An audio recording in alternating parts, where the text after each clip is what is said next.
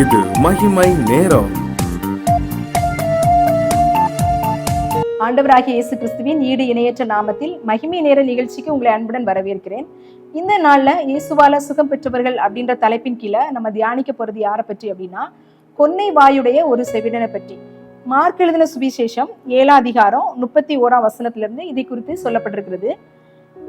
அவர் தீரு சீதோன் பட்டணங்களின் எல்லைகளை விட்டு புறப்பட்டு தெக்கப்போலின் எல்லைகளின் வழியாய் கலிலேயா கடல் அருகே வந்தார்.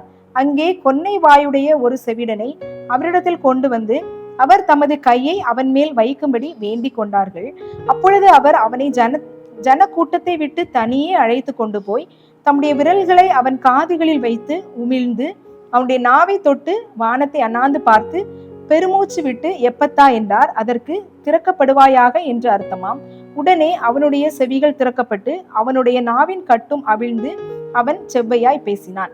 இங்க தீரு சீதன் பட்டணங்களை எல்லை விட்டு அவர் தெக்கப்போலி பட்டணத்துக்கு போகும்போது இந்த கொன்னை வாயுடைய ஒரு செவிடனை அவரிடத்துல கொண்டு வராங்க. இந்த தெக்கப்போலியில என்ன சம்பவம் நடந்துச்சு அப்படின்னு இதுக்கு முன்னாடி பார்த்தோம் அப்படின்னா, மார்க் எழுதின சுவிசேஷம் 5ஆம் அதிகாரத்துல லேகியோன் பிசாசு பிடித்திருந்தவனை ஆண்டவர் சுகப்படுத்தினார் அப்படின்றத பாக்குறோம். இந்த லேகியோன் என்ன செஞ்சான் அப்படின்னு பார்த்தா, இயேசுவை குறித்து அந்த இடங்களில அதிகமா பிரசித்தம் பண்ணினார் அப்படின்றத நம்ம பாக்குறோம். அப்போ இந்த தெக்கப்போலியில அதிகமா யூதர்கள் இருக்க மாட்டாங்க, புறஜாதியார்கள் தான் இருப்பாங்க. அந்த இடத்துக்கு இயேசுவானவர் வரும்போது இயேசுவானவர் சுகமளிக்கிறவர், அவர் வல்லமை உள்ளவர் அப்படின்றத இந்த லேகியோன் பிரசித்த பண்ணினதுனால இந்த கொன்னை வாயுடைய செவிடனை அவரிடத்துல கொண்டு நீங்க கையை வச்சு தொட்டு சுகப்படுத்துங்க அப்படின்றத சொல்றாங்க. கையை அவன் மேல் வைக்கும்படி வேண்டிக் கொண்டார்கள். இங்க இன்னொருத்தங்க தான் மற்றவங்க அவங்க கொண்டு சொல்றாங்க.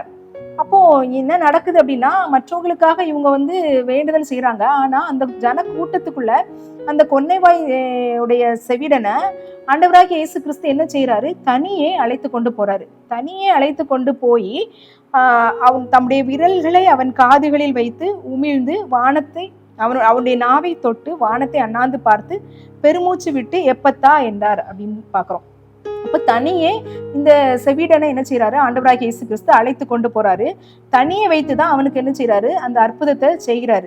அவர் என்ன செய்யறாரு, காதுகளை தொடுறாரு, நாவை தொடுறாரு, உமிழ்ந்து வானத்தை அண்ணாந்து பார்த்து என்ன செய்யறாரு, எப்பத்தா அப்படின்றாரு. எப்பத்தா அப்படின்னா திறக்கப்படுவாயாக அப்படின்றது. இவனுடைய செவிட்டு காது என்ன செஞ்சுட்டு திறக்கப்பட்டது அப்படின்றத பாக்குறோம். உடனே அவனுக்கு செவிகள் திறக்கப்பட்டு அவன் நாவின் கட்டும் அவிழ்ந்து அவன் செவ்வையாய் பேசினான். இப்போ உடனே என்ன செய்து ஒரு அற்புதம் நடக்குது அப்படின்றத பாக்குறோம். இந்த இடத்துல நம்ம மிக முக்கியமா நம்ம கற்றுக்கொள்ள வேண்டிய ஒரு காரியம் இருக்கு. அநேக நேரத்துல நம்ம என்ன செய்வோம், நம்ம ஜெபிப்போம். ஆண்டவர் நம்மளுக்கு ஒரு சூழ்நிலைகளை அனுமதிக்கும் போது நிறைய நேரங்கள்ல நம்ம தனிமைப்படுத்தப்படுகிறவர்களாக நம்ம காணப்படுவோம். அது வரைக்கும் நம்ம ஒருவேளை நிறைய பேரோட சேர்ந்து இருக்கிறது போல, நிறைய பேர் நம்மளுக்கு சப்போர்ட் இருக்கிறது போல, அவங்க கூட நம்ம இருக்கிறது போல, நிறைய பேர் கூட இருக்கிறது போல நம்முடைய சூழ்நிலைகள் காணப்படும். ஆனா சில நேரங்களில ஆண்டவர் நம்மளை தனிமைப்படுத்துவார். நம்முடைய உறவினர்கள், நம்முடைய நண்பர்கள், நம்முடைய சுற்றுப்புறத்தார் எல்லாற்றிருந்தும் ஒரு தனிமையான ஒரு காரியங்களை நம்ம எல்லாருமே அனுபவிக்கிறவர்களா காணப்படுவோம். ஆனா அந்த நேரத்துல, அந்த தனிமையான நேரத்துல நம்ம ஆண்டவரோடு நேரம் செலவிட்டோம் அப்படின்னா ஆண்டவர் நமக்கு அற்புதத்தை செய்வார் அப்படின்றது இந்த இதுல இருந்து நம்ம கற்றுக்கொள்ளணும். ஏன்னா தனிமையா இருக்கும்போது நம்ம அதிகமா நம்ம ஆண்டவரிடத்துல பேசும்போது ஆண்டவர் என்ன செய்வாரு, நமக்கு அற்புதங்களை செய்வார். இன்னொன்னு நம்ம கவனிக்கணும், சில நேரத்துல ஆண்டவரே நம்மளை தனியே இருக்கும்படி நம்மளை என்ன செய்வாரு, அனுமதிப்பார். அது எதுக்காக அப்படின்னா, இன்னும் பெரிய அற்புதங்களை நம்முடைய வாழ்க்கையில ஆண்டவர் செய்யணும் அப்படின்ற நோக்கம், ஒரு பெரிய சித்தம், ஒரு பெரிய ஆசீர்வாதம் வச்சிருந்தாரு அப்படின்னா நம்ம தனிமைப்படுத்தப்படுவோம். அந்த தனிமையான நேரங்களை நம்ம ஆண்டவரோடு செலவிடும் போது அந்த ஆசீர்வாதங்களை நம்ம சுதந்திரிக்கும் போது உண்மையிலே ரொம்பவும் ஆச்சரியமாகவும் அற்புதமாகவும் காணப்படும். அதே மாதிரிதான் இந்த செவிடனுக்கு ஆண்டவர் என்ன செய்யறாரு, தனியே அழைத்து கொண்டு போறாரு. ஏன் தனியே அழைத்து கொண்டு போறாரு, ஒரு ஸ்பெஷலான ஒரு ஆளா அவரை ஆண்டவர் என்ன ட்ரீட் பண்றாரு. எல்லாரோடு சேர்ந்து இருக்கிறத காட்டணும். தனியா நம்ம கூட தனியா ஒருத்தங்க நேரம் ஸ்பெண்ட் பண்ணா நம்ம ரொம்பவே ஹாப்பியா இருப்போம். அதே மாதிரி தனியா ஆண்டவர் என்ன செய்யறாரு, இந்த செவிடனை அழைத்து கொண்டு போய் அவனை சுகப்படுத்துறாரு, தொட்டு சுகப்படுத்துறாரு. ஒரு பெரிய மாஸ்டர் டச், ஒரு பெரிய வித்தியாசமான முறையில ஆண்டவர் என்ன செய்யறாரு, இந்த செவிடனுக்கு சுகம் கொடுக்கிறார் அப்படின்றத பார்ப்போம். நம்முடைய வாழ்க்கையிலும் நிறைய நேரங்களில் அடைப்பட்ட வாசல்கள், நம்ம நிறைய காரியங்களுக்காக நம்ம ஜெபிப்போம், நிறைய காரியங்களுக்காக நம்ம எதிர்பார்த்து கொண்டே இருப்போம். ஆனால் நம்ம என்னென்ன காரியங்கள் என்னென்ன முயற்சிகள் எடுத்தாலும் அந்த இடங்களுக்கு அடுத்த ஸ்டெப்பு போக முடியாத அளவுக்கு நமக்கு ஒரு தடையோ ஒரு அடைப்பட்ட வாசலை போன்ற ஒரு சூழ்நிலைகளுக்குள்ள நம்ம காணப்படும் போது அந்த நேரத்துல நம்ம தனிமையும் நம்ம உணர்கிறவர்களா காணப்படுவோம். நம்ம நிறைய பேர்ட்ட உதவி கேட்போம், எல்லா கதவுகளும் அடைக்கப்பட்டுரும். அப்போ நம்ம வந்து தனிமை உணர்வோடு நம்ம இருப்போம். அந்த நேரத்துல ஆண்டவராகிய இயேசு கிறிஸ்து என்ன செய்வாரு? செயல்படுவார், நம்மளை தொடுவார், அவருடைய வார்த்தைகளினால நம்மளை தொடுவார், நமக்கு வந்து அற்புதம் செய்வார். நம்முடைய அடைப்பட்ட வாசல்கள் வந்து என்ன செய்யும்? திறக்கப்படும். ஏன்னா ஆண்டவர் என்ன சொல்றாரு? என்னுடைய நினைவுகள் என் நினைவுகள் உங்கள் நினைவுகள் அல்ல, என் வழிகள் உங்கள் வழிகள் அல்ல அப்படின்னு சொல்றாரு. அதாவது நம்முடைய வழிகள் வந்து ஆண்டோடைய வழிகள் அல்ல. நம்ம நினைக்கிறத வந்து ஆண்டவர் செய்ய மாட்டார். அதை காட்டிலும் மேலான காரியங்களை தான் ஆண்டவர் நம்மளுக்கு செய்ய வருவார். ஏன்னா அதாவது தீமையான காரியமா இருக்காது, அது எல்லாமே நன்மையான காரியமா இருக்கும் அப்படின்றதான் வசனம் சொல்கிறது. அதே மாதிரி இந்த செவிடனை தனியா அழைத்து கொண்டு போது, ஒருவேளை அவன் என்னடா நம்மளை தனியா அழைத்து கொண்டு போறாங்க அப்படின்ற ஒரு சூழ்நிலைக்குள்ள அவன் நினைச்சிருக்கலாம். ஆனா ஆண்டவராக இயேசு கிறிஸ்து தனியா அவனை அழைத்து கொண்டு போய் அவனை தொடுறாரு. அதாவது ஒரு மாஸ்டர் டச் அப்படின்றது, அதாவது ஒரு சின்ன பொருள் இருக்கு அப்படின்னா அந்த பொருள் வந்து நார்மலான இருக்கவங்க கையில இருந்துச்சு அப்படின்னா அது வந்து ஒரு பெரிய விலை மதிப்பு உள்ளது அப்படின்னு நம்ம சொல்ல முடியாது. ஆனா அதே பொருளை அநேகர், அதாவது பிரபலமானவர்கள் யூஸ் பண்ணாங்க அப்படின்னா அதை வந்து அதாவது அவங்க வந்து அதுக்கு வந்து ஏல விடும்போதுலாம் அதோட மதிப்பு வந்து ஒரு அதிகமான மதிப்பு காணப்படும். இந்த உலகத்திலேயே அப்படி இருக்கும்போது ஆண்டவராக இயேசு கிறிஸ்து நம்மளை தொட்டார் அப்படின்னா பெரிய அற்புதத்தையும் அதிசயத்தையும் நம்ம வந்து கண்டுகொள்வோம் அப்படின்றதான். இந்த செவிடன் வந்து சுகத்தை பெற்றுக்கொண்டான், அவனுடைய செவிட்டு காதுகள் வந்து திறக்கப்பட்டது, அவன் வந்து என்ன செஞ்சா? நன்றாக பேசினான் அப்படின்றத நம்ம பார்க்கிறோம்.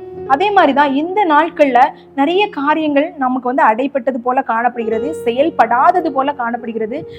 அதாவது திறக்கவே முடியல அப்படின்ற மாதிரி இருக்கக்கூடிய காரியங்களில் எல்லாம் ஆண்டவர் வந்து என்ன சொல்றாரு? திறக்கப்படுவதாக அப்படின்னு சொல்றாரு. நம்மளை தொடுறாரு, அவர் வந்து தொட்டு நம்மகிட்ட வந்து சொல்றாரு திறக்கப்படுவதாக. அப்போ நம்ம வந்து தனிமையா ஆண்டவரிடத்துல நேரம் செலவிடும் போது ஆண்டவர் நமக்கு அந்த காரியத்தை செய்ய வல்லவரா இருக்கிறார் அப்படின்னு தான் இந்த சம்பவத்துல இருந்து நம்ம கற்றுக்கொள்ளணும் அப்படின்றத நம்ம வந்து பாக்குறோம்.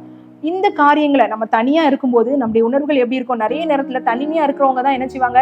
இந்த உலகத்தை வாழ்க்கையை நான் வந்து மாய்த்து கொள்ளலாம் அப்படின்ற மாதிரி சிந்திப்பாங்க. எனக்கு எதுவுமே வாய்க்கல, நான் வந்து உலக வாழ்க்கையை நான் மாய்த்து கொள்ளலாம். ஆனா நம்ம ஆண்டவரோட நேரம் செலவிடும் போது அது பெரிய ஆசீர்வாதமானதாக காணப்படும். அப்படிப்பட்ட வல்லமைகளையும் கிருபைகளையும் ஆண்டவர் தரணும் அப்படின்னு சொல்லி நம்ம வந்து ஜெபிக்கலாம். அன்பின் பரலோக பிதாவே, இந்த அருமையான வேலைக்காக உமக்கு ஸ்தோத்திரம். இந்த கொன்னை வாயுடைய ஆண்டவரே, இந்த திக்கு வாயுடைய செவிடனை அப்பா நீங்க தொட்டு ஆண்டவரே சுகப்படுத்தினீர் அப்படின்றத நாங்க பார்த்தோம். ஆண்டவரே எங்களுடைய வாழ்க்கையில ஆண்டவரே அநேக காரியங்கள் இதே போல ஆண்டவரே மூடப்பட்ட வாசல்கள் திறக்காதபடிக்கு, ஆண்டவரே இயேசப்பா பேச முடியாதபடிக்கு, எங்களால செயல்பட முடியாதபடிக்கு நிறைய காரியங்கள் எங்களுடைய வாழ்க்கையில ஆண்டவரே எங்களை அமிழ்த்துகிறதாய் காணப்படுகிறது தகப்பனே. ஆண்டவரே நீங்க எங்களை தொடும்படியா நாங்க ஒப்பு கொடுக்கிறோம். ஆண்டவரே நாங்க தனிமையாக இருக்கிறோம். ஆண்டவரே நிறைய நேரத்துல தனிமையை உணர்கிறோம். நாங்க ஆண்டவரே கூட்டத்தோடு இருந்தாலும் எங்களுடைய வாழ்க்கை ஆண்டவரே என்னுடைய மனது ஆண்டவரே தனிமையாக காணப்படுகிறது. இந்த நேரத்துல ஆண்டவரே நாங்கள் தனிமையா இருக்கிற இந்த நேரத்துல உம்மிடத்துல ஆண்டவரே நாங்கள் நேரத்தை செலவிடுவோம், வேதத்தை வாசிக்கவும் ஆண்டவரே அதை தியானிக்கவும் நீங்க எங்களுக்கு கிருபை பாராட்டுங்க.